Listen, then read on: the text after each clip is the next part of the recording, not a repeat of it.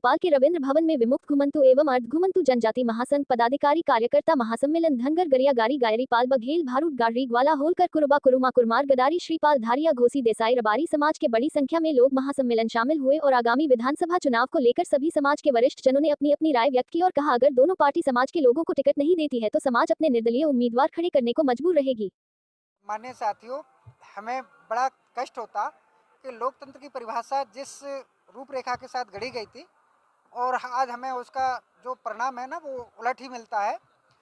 लोकतंत्र की परिभाषा में हमने तो अभी तक ये पढ़ा था कि जिसके वोट ज़्यादा आते हैं वो ही हमारा प्रतिनिधि बनता है, लेकिन यहाँ तो उलट हो रहा है। हमारी जनसंख्या समाज की प्रदेश में 230 विधानसभाओं में आबादी के रूप में 80 लाख लगभग और मतदाता के रूप में लगभग 50 लाख के रूप में निवास करती और 230 विधानसभाओं में से 145 विधानसभाओं में निर्णायक भूमिका निभाती है।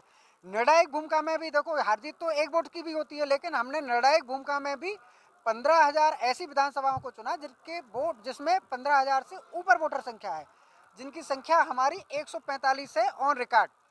और अपने संगठन के माध्यम से हमारा जो संगठन है ना, प्रदेश लेवल पर, जिला लेवल पर, यहाँ तक कि ग्राम प्रभारी तक अपने संगठन के माध्यम से हम लोगों ने गांव-गांव तक पहुँचाया।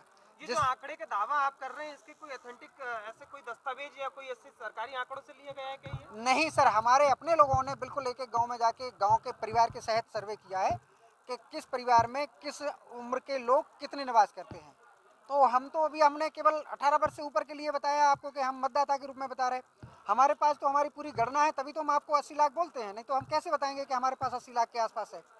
अगर आपको बिल्कुल एग्जैक्ट आंकड़ों में हमने जैसे लगभग 50 लाख कहा ना, तो एकदम एग्जैक्ट आंकड़ों में 48,81,000 और 300 या 700 के आसपास, बिल्कुल आखिरी वाला डिजिट याद नहीं है, लेकिन इतने बिल्कुल ऑथेंटिक हैं। क्या उम्मीद कर रहे हैं दोनों ही राजनीतिक पार्टियों को अपने अपने प्रतिनिधियों के लिए मांग की है कि हमारे लोगों को विधानसभा में पहुंचाएं? सम्मानीय साथियों, हम आप लोगों के माध्यम से पिछली हमारी 3 प्रेस कॉन्फ्रेंस के माध्यम से हमने राजनीतिक पार्टियों को अपनी बात पहुंचाने की कोशिश की, लेकिन विडम्बना गोपाल पाल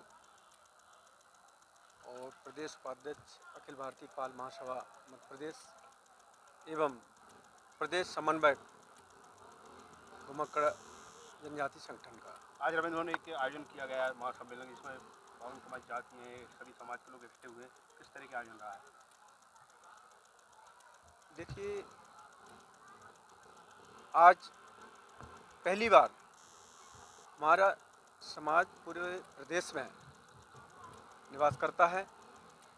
पहली बार हम एक बैनर तले एक संगठन के आदेशानुसार, उसके निर्देशानुसार हम एकत्रित हुए।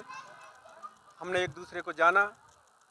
हमारी समाज प्रदेश में विभिन्न जातियों से नामी जाती है और हम एक दूसरे रूबरू हुए, एक दूसरे की समस्याओं का निदान हुआ। राजनीतिक परिप्रेक्ष्य में जो हम पीछे हैं उसके विषय में भी हम लोगों से चर्चा हुई।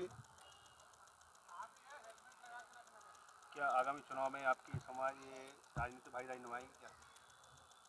देखिए, अभी हमारा समाज आर्थिक स्थिति से, राजनीतिक स्थिति से बेहद कमज़ोर है।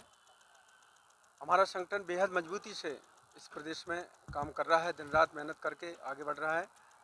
और जो राष्ट्रीय पार्टी हैं, अगर वो हमें टिकट नहीं देती तो सुनिश्चित तौर पर हमारे संगठन को सोचना पड़ेगा टिकट के बारे में। बघेल, मैं दतिया जिला का रहने वाला हूं और मैं यहाँ अपने संगठन की मीटिंग में आया था। हमारी प्रमुख 3 मांगें थीं सरकार से, जिसमें कि एक तो हमारी जो 2016 में केंद्र सरकार ने मध्य प्रदेश सरकार को पत्र जारी किया था, जिसमें धनगर जाति और उसकी सभी उपजातियों को एसटी का दर्जा दिया जाए, लेकिन उसके बाद भी अभी तक उसका इम्प्लीमेंटेशन नहीं हुआ और हमने सरकार को 2-3 बार ज्ञापन भी दिए, लेकिन सरकार ने उस पर अभी तक कोई कार्रवाई नहीं की। दूसरा, हमारी जो उपजातियों में एक भारूड जाति है जो उसका छूट गया है, उसका भी सरकार को कई बार ज्ञापन दिया है कि उसको भी धनगर जाति में सम्मिलित किया जाए। तीसरा, हमारा 230 विधानसभाओं में से 145 विधानसभाओं में हमारी जनसंख्या ज़्यादा है और हम उसमें मतलब दावेदारी अपनी प्रस्तुत कर सकते हैं। हमने दोनों राष्ट्रीय पार्टियों से, बीजेपी और कांग्रेस से, 5-5 टिकट की मांग की थी, जिसमें से अभी तक किसी भी राष्ट्रीय पार्टी ने हमको टिकट नहीं दिया। अभी हमारा संगठन का ये निर्णय है कि यदि टिकट नहीं तो वोट नहीं। हम चाहे अपना प्रत्याशी निर्दलीय उतारें या किसी क्षेत्रीय पार्टी से उतारेंगे, और हमारा समाज का यही निर्णय है कि हम अपनी जो समाज से हमारा जो समाज का प्रत्याशी उतरेगा, सभी समाज उसको मिलकर के अपना वोट देंगे और हम अपने वोटों की गिनती। दोनों पार्टियों ने मौका नहीं दिया तो तीसरे विकल्प में हम तैयार हैं। कहीं निर्दलीय लड़ाई लड़ेंगे और हराएंगे। निर्दलीय लड़ने का भी प्लान है? कोई तीसरा ऑप्शन भी आप? नहीं, निर्दलीय लड़ेंगे। कोई तीसरी राजनीतिक पार्टी किसी पार्टी में नहीं जाएंगे हम। कोई नई पार्टी का गठन? नहीं, कोई गठन नहीं। सिर्फ निर्दलीय तौर पर लड़के दिखाएंगे कि हमारी ताकत है। ये विमुक्त घुमंतु अर्ध घुमंतु जनजाति महासंघ है, जो 51 जातियां हैं, जो प्रवासी समाज जो रहता है, जो घूम घूम कर अपनी रोजी रोटी चलाता आ रहा है, और जिसको समाज की मुख्य भूमिका, देश की मुख्य भूमिका में उसको कभी प्रशासनिक में और सत्ता में उसका अवसर नहीं मिला। आज तक कोई भी राजनीतिक पार्टी ने उस तरफ ध्यान नहीं दिया। अभी अहिल्याबाई बोर्ड बनाया, ये इसके लिए हम समाज का ओर से धन्यवाद करते हैं। लेकिन अहिल्या बोर्ड जो बनाया है उसमें कोई बहुत ज़्यादा उलटफेर हो जाएगा ऐसा नहीं है, लेकिन फिर भी कम से कम प्रयास तो हुआ है। और आगे भी इस तरह से समाज को संगठित करना, देश संगठित तभी हो सकता है जब कोई समाज संगठित हो सकता है। इसलिए समाज माँ अहिल्याबाई ने जो हमको संदेश दिया है कि समाज सेवा करना, न्याय करना, तो इस समाज के साथ अन्याय नहीं हो रहा है।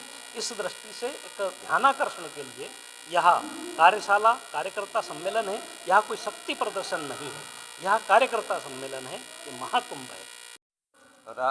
अपने भारत सरकार ने जो आदेश जारी किया था हमारी धनगर जाति को 23 नंबर संख्या पे कि अनुसूचित जनजाति में सम्मिलित किया जाता है, लेकिन उसको 2018 में तोड़ मरोड़ के घुमक्कड़ की सूची क्रमांक 30 पे जनजाति का प्रमाण पत्र बनाने का था, लेकिन वो जाति प्रमाण पत्र बन रहा है। और तीसरी जो मुख्य मांग है कि हम जो विमुक्त घुमक्कड़ जो जनजाति में जो उसको अपने जो जाति को सम्मिलित किया, जिसमें हमारी एक मुख्य जाति है उपजाति भारूड़ को नहीं सम्मिलित किया था, उनको भी सम्मिलित करने का मांग।